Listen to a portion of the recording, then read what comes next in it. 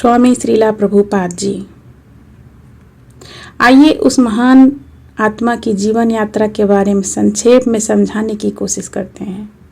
ऐसी भक्ति वेदांत स्वामी श्रीला प्रभुपाद इस नाम से भी जाने जाते थे, जैसे अभय चरण अरविंद भक्ति वेदांत स्वामी श्रीला प्रभुपाद, अभय चरणाविंद, अभय चरणाडे श्रीला महाप्रभु प्रभुपाद। 1 सितंबर 1896 को आदि गंगा के तट पर मिट्टी की दीवारों से बना और खपरेल से ढका एक छोटा सा घर था। जन्माष्टमी के अगले दिन घर के सभी सदस्य उत्सव की तैयारी कर रहे थे। तभी घर के अन्य कमरे में किसी महिला के चिल्लाने की आवाज़ आई। घर की सभी महिलाएं उस दिशा में दौड़ी। कुछ समय बाद उसी कमरे से नवजात शिशु के रोने की आवाज़ सुनाई दी। उसी क्षण अज्ञानता के अंधकार में डूबी मानवता को दिव्य ज्ञान का प्रकाश प्रदान करने वाले महान सपूत का जन्म हुआ। पिता गौर महांडे और माता रजनी ने उस बालक का नाम अभय चरण रखा, अर्थात जो भगवान श्री कृष्ण के चरणों का आश्रय लेने के कारण निर्भय हो। जब अभय एक छोटे से बालक थे तो उनके घर आए एक ज्योतिषी ने भविष्यवाणी की, अभय 70 वर्ष की आयु में समुद्र पार जाएगा, फिर संपूर्ण विश्व में 108 मंदिरों की स्थापना करेगा।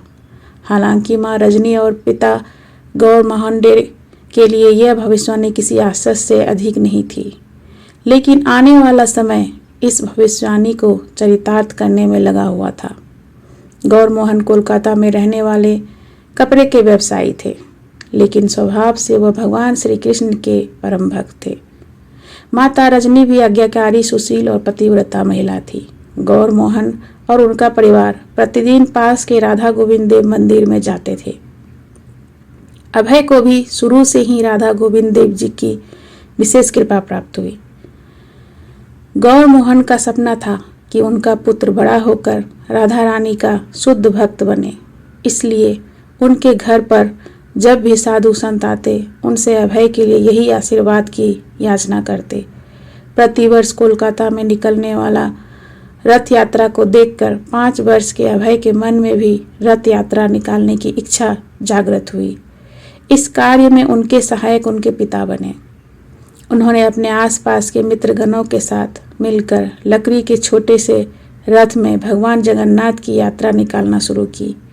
अत्यंत छोटी उम्र में ही गौर मोहन ने अभय के लिए एक मृदंग वादक को नियुक्त किया, जिसके परिणाम स्वरूप अभय बचपन में ही मृदंग के विभिन्न ताल और कीर्तन करना सीख गए थे। वैष्णव परिवार में अभय का बचपन कृष्ण भक्ति से फलता फूलता रहा।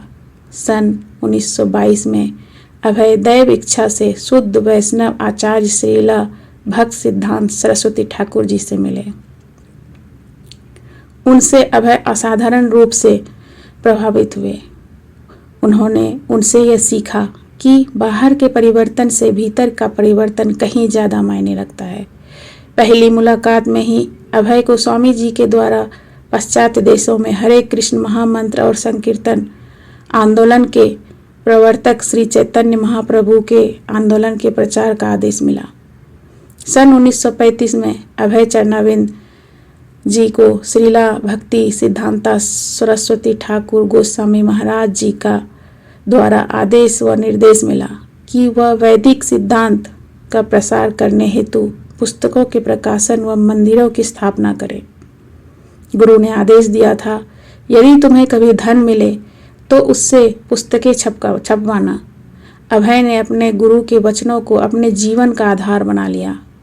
परिवार व अध्यात्म के संघर्ष के बीच एक समय ऐसा भी आया जब उन्हें जीवन का एक महत्वपूर्ण निर्णय लेना पड़ा। एक दिन जब वह अपने व्यवसाय से वापस घर आए, तब उन्होंने देखा कि वे जिस भगवत गीता का अनुवाद कर रहे थे वह हस्तलिखित पांडुलिपि उनकी मेज पर नहीं थी।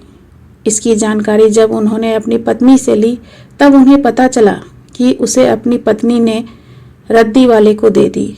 यह सुनकर अभय के पैरों तले जमीन खिसक गई। फिर भी उन्होंने अपने आप पर नियंत्रण करते हुए पूछा कि आखिर तुमने ऐसा क्यों किया। तो जवाब मिला कि उसे चाय और बिस्कुट खरीदने थे। अभय के लिए यह स्वीकार करना मुश्किल था कि कोई व्यक्ति कैसे सिर्फ एक नशे वाली चाय के लिए भगवत गीता जैसे महान ग्रंथ की प्रतिलिपियों को बेच सकता है। अभय ने उन पांडुलिपियों को रातों रात जाग कर लिखा था, उनका अंग्रेजी भाषा में अनुवाद किया था।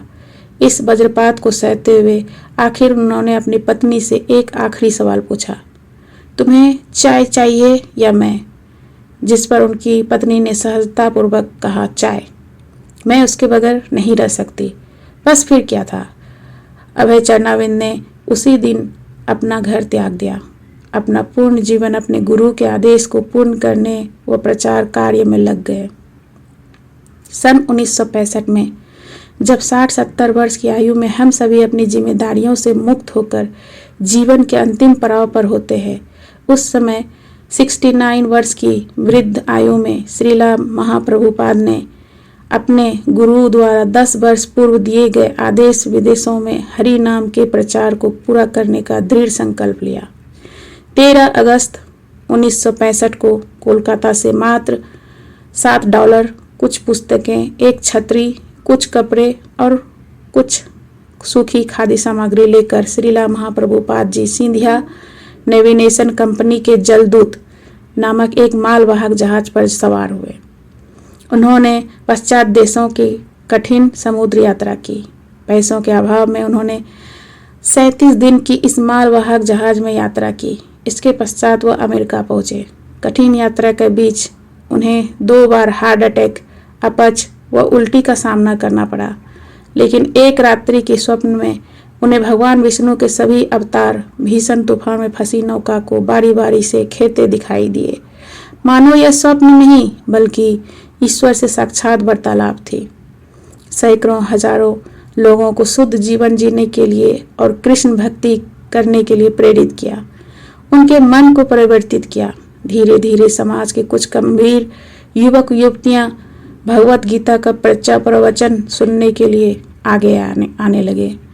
स्वामी जी ने उन्हें कृष्ण भक्ति का ज्ञान प्रदान किया।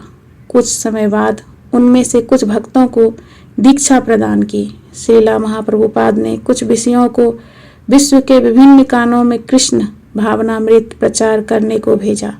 कृष्ण भक्ति के उद्देश्य को विश्व स्तर पर सुचारू रूप से आगे बढ़ाने के लिए एक संगठन की आवश्यकता थी, जिस कारण उन्होंने न्यूयॉर्क में 1966 में इस्कॉन की स्थापना की।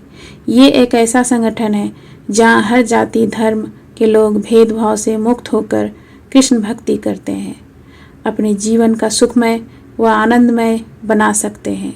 श्रीला प्रभुपाद जी ने द्वारा सन 1968 में सैन फ्रांसिस्को में प्रथम जगन्नाथ यात्रा की आयोजन किया गया। सन 1970 में श्रीला प्रभुपाद जी ने इस्कॉन के कार्यों को सुव्यवस्थित रूप से संचालित करने के लिए एक जीबीसी की स्थापना की।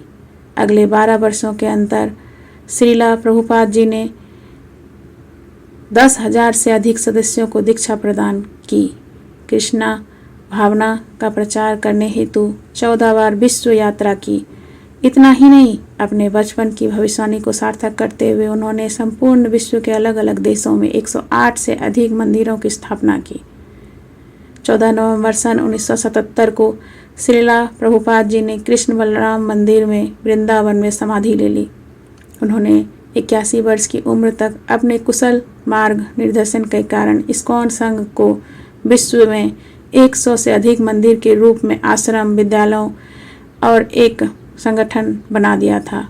उन्होंने पूरे विश्व में हजारों को शिष्य बनाया, करोड़ों को कृष्ण भक्ति के लिए प्रेरित किया। धन्यवाद।